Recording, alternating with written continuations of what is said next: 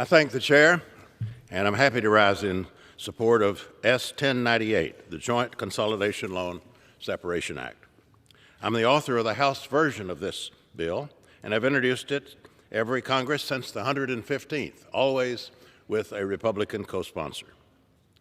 I'd like to start my remarks today by thanking the members, past and present, who have helped bring us to the floor today. Thank you to our former colleague, Bradley Byrne of Alabama, for his co-sponsorship of the first iteration of this bill. Thanks to Congresswoman Haley Stevens and other current bipartisan co-sponsors. To Senator Mark Warner, Marco Rubio, John Cornyn, who recently steered this bill to passage in the Senate. And to my colleague from North Carolina, Senator Richard Burr, who expedited the review of this bill by his committee. This bill passed the Senate by unanimous consent on June 15th of this year. I also want to thank my good friend, Chairman Bobby Scott, and his staff. They've vetted this bill, worked over this bill very carefully, and he's an outstanding leader of the committee, and he's been a longstanding supporter of this bill. He included it, in fact, in various versions of the Higher Education Act. I also want to thank staff, entrepreneurial staff, who picked up on this problem from casework years ago and devised a legislative solution.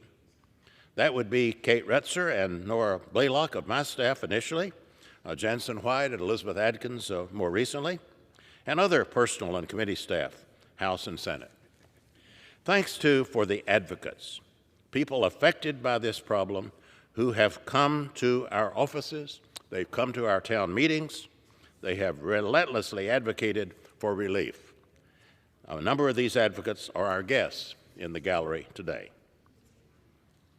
The Joint Consolidation Loan Separation Act, or JCL for short, is a simple bill in its intent, but significant in its impact on thousands of student loan borrowers who have waited for relief for far too long. From 1993 to 2006, the U.S. Department of Education issued joint consolidation loans to married couples, where both borrowers agreed at the time to be jointly liable for repayment. As you might expect, this proved problematic if that couple ever needed or wanted to separate the loans. Congress wisely eliminated this program in 2006, but with one critical oversight. Congress did not provide a means of severing the existing loans, even in the event of domestic abuse, economic abuse, or an unresponsive partner. There was, in other words, no grandfather clause. As a result, there are borrowers nationwide who remain financially liable for their absconded or abusive or uncommunicative spouse's portion of their consolidated debt with no legal options for relief. The bill before us would allow such borrowers to submit an application to the Department of Education to split the joint consolidation loan into two separate federal direct loans. The joint loan remainder would be split proportionally based on the percentage that each borrower originally brought into the loan. It was an unfortunate mistake not to grandfather in the severing of these loans with the 2006 cancellation of the program. So this bill is a long overdue common sense correction. Congress does occasionally make mistakes, in case we hadn't noticed. Let me just illustrate to you what the solution means for the lives of borrowers. I first became aware of this issue in 2014, long ago, 8 years ago, through constituent casework. My constituent consolidated his $25,000 loan with his ex-wife's $75,000 loan. After their divorce, the department continued to collect on the combined loan for both parties, even though my constituent had paid off his portion of the loan. That's just one of the many examples that cover the spectrum of unpleasant situations with this shared debt. Let's assume that one partner attended community college and the other an expensive private school, and their loan amounts are vastly different. When they consolidated their loans, they both agreed to be jointly liable for repayment. But say the partner who attended private school became unresponsive and stopped paying into the loan. That left the partner who attended community college saddled with their debts the total debt along with the partner's private school education costs.